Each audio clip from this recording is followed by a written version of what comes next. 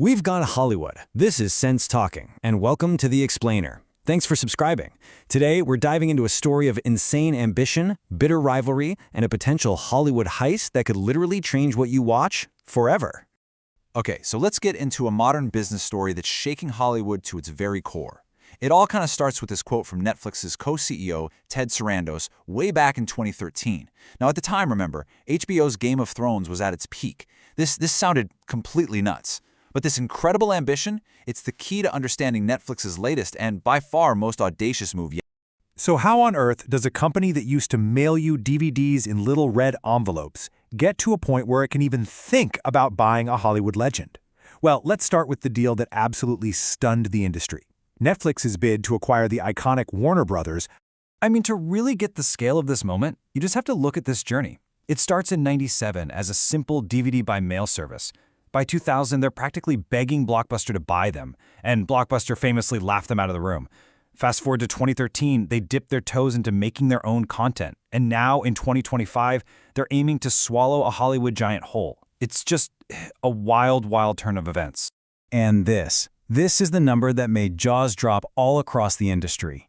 $82.7 billion. On December 5th, 2025, Netflix announced this staggering deal. And they weren't just trying to buy a piece of the pie, they were targeting the whole bakery. Specifically, Warner Bros.' legendary film and TV studios and, maybe most importantly, its biggest rival, HBO. And just to be crystal clear, this deal isn't just about buying a back catalog of old movies. As you can see here, Netflix is trying to acquire the creative engines of Hollywood. We're talking the studios, the talent, the distribution networks, and all that iconic IP. Everything from Harry Potter to DC Comics to Game of Thrones. The whole shebang.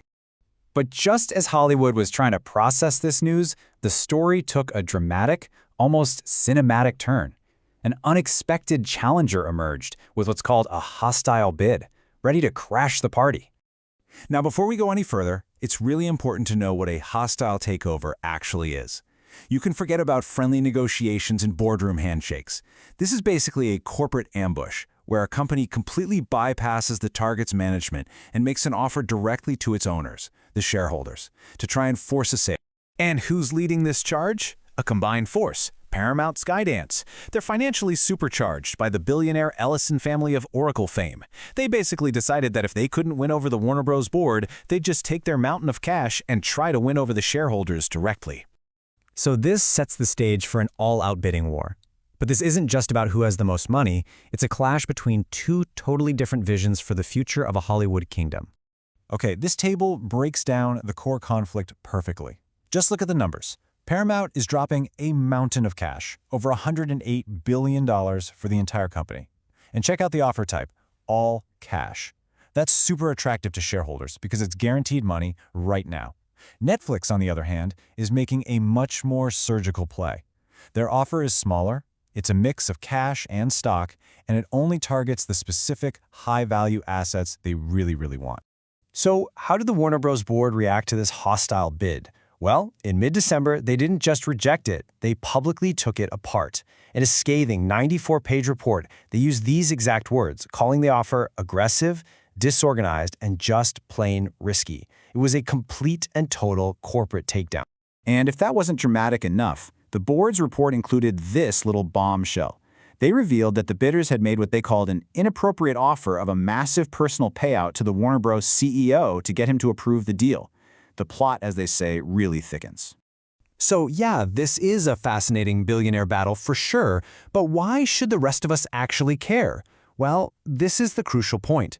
The outcome of this fight could directly affect your wallet and what shows up on your screen every single night.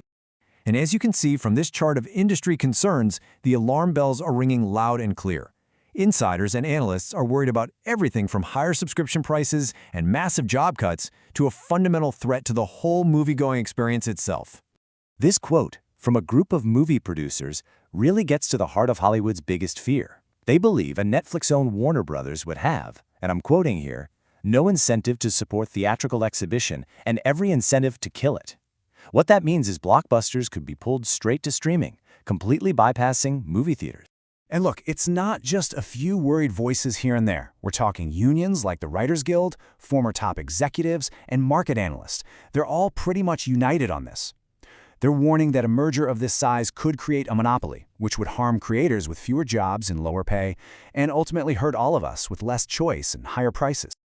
To truly grasp how far Netflix has come, you have to hear this quote. Back in 2010, the CEO of Time Warner, which owned Warner Bros. At the time, was asked about the threat of Netflix. His response, "Is the Albanian army going to take over the world?" He saw them as a complete and utter joke. And when Netflix co-CEO Ted Sarandos was recently reminded of that quote, his response was just perfect. "I would say it in Albanian if I could." It's such a witty and confident bookend to this whole story of disruption. The Albanian army, it seems, has finally arrived. But this battle is far from over.